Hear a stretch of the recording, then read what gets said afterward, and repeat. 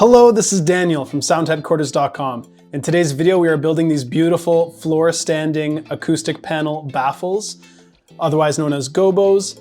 You can move these around the room. They are built on locking casters. This is part of a custom build for a client we just finished up in Georgetown, Ontario, Canada. And I'm going to show you step by step the entire process of building these guys. So let's get started. So what I did is I got some 5/8 plywood from Home Depot and I had them rip it into 4-inch strips for me just to make it easier for me to handle by myself. And I'm going to cut these to length. So the final dimension for these is going to be 6 feet by 2 feet.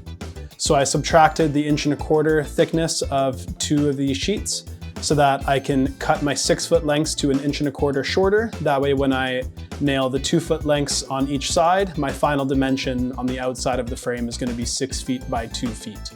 So now I'm just cutting all of the braces, which once again are going to be 1.25 inch shorter than the 2 feet. This is if you're using 5/8 inch plywood. If you're using a thicker ply, your result may be different. I'm using a 16 gauge brad nailer to nail this all together. And I'm using 2-inch nails there. So I'm just doing 3 to 4 nails per corner here. And I'm using the floor to line it up, making sure that everything is nice and straight and lined up before I secure it in. And you can see I put the bows to the outside. That way when I nail my bracing in, it reduces that bow to make the sides nice and straight. So you'll see I'm just marking out all of my bracing here.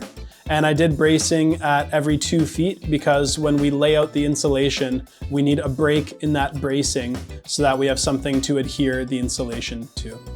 And you can see that I marked out in the center of this 4-inch frame, and that is where my bracing needs to be because we're putting acoustic insulation on both sides of this frame. The acoustic insulation that we're using is 1.5 inches thick. So with that 5/8 inch bracing in the middle of the frame, we have just over 1.5 inches on both sides, so that way there's enough space for the insulation to sit. There you can see the bracing all installed and how that bow has been straightened out of the frame. And when we line that all up, it makes sure that the panel is nice and square.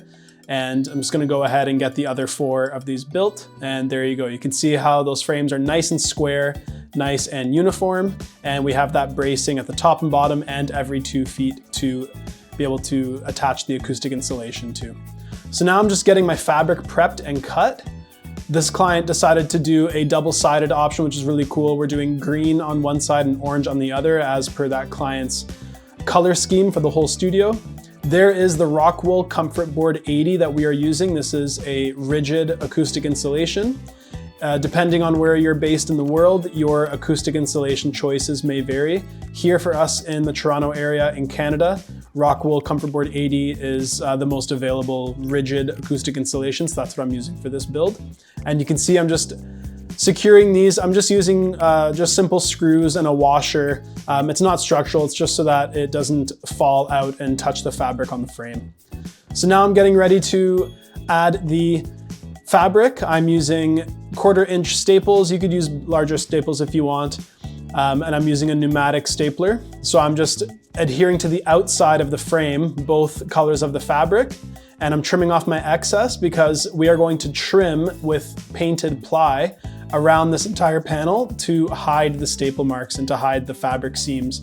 That way we have a nice seamless fabric face on both sides of the panel, whether you're looking at the green side or the orange side.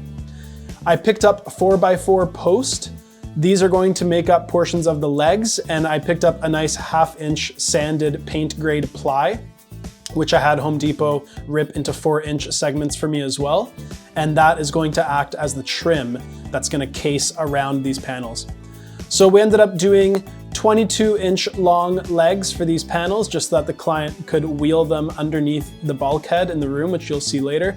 You could make these longer if you like, and I'm just adding a nice 45-degree bevel on these. This is just an aesthetic thing. This is just to make them look nice, so it doesn't look as blocky and as just straight edge as just 90-degree cuts on these legs.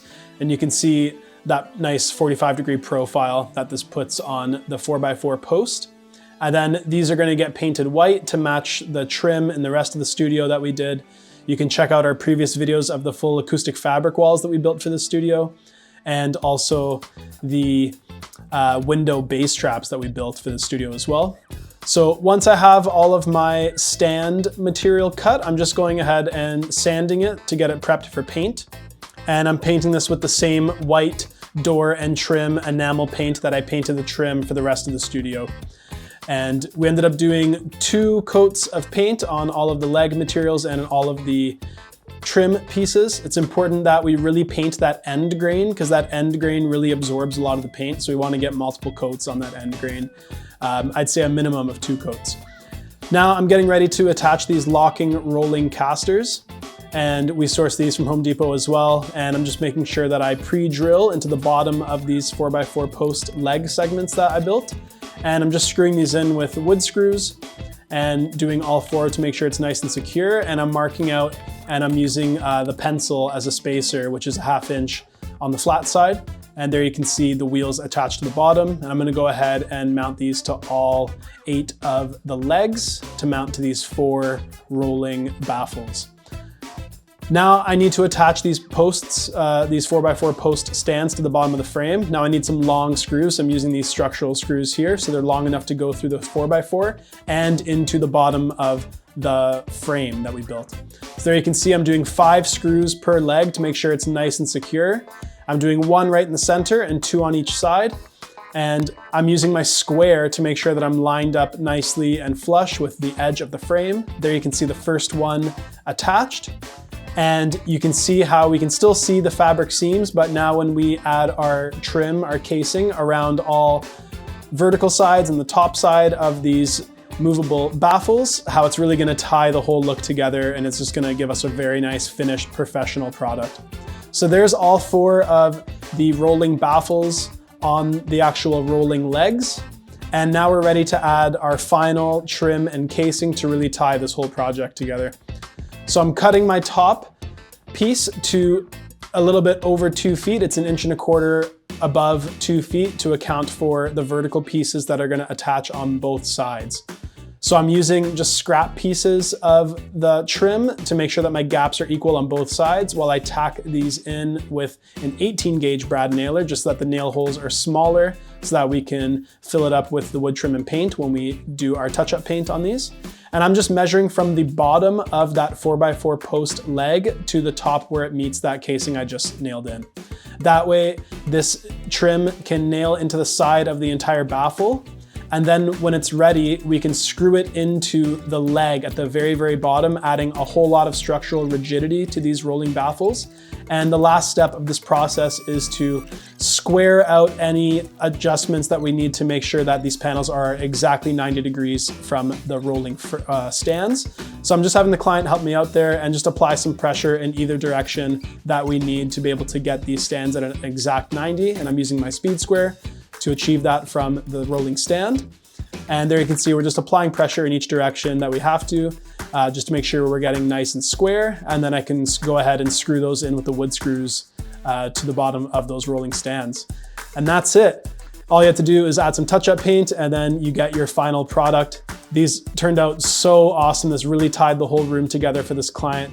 Really appreciate you watching. Please stay tuned for a whole bunch more studio building content. This has been Daniel from sound.headquarters.com. Peace out. Thank you very much.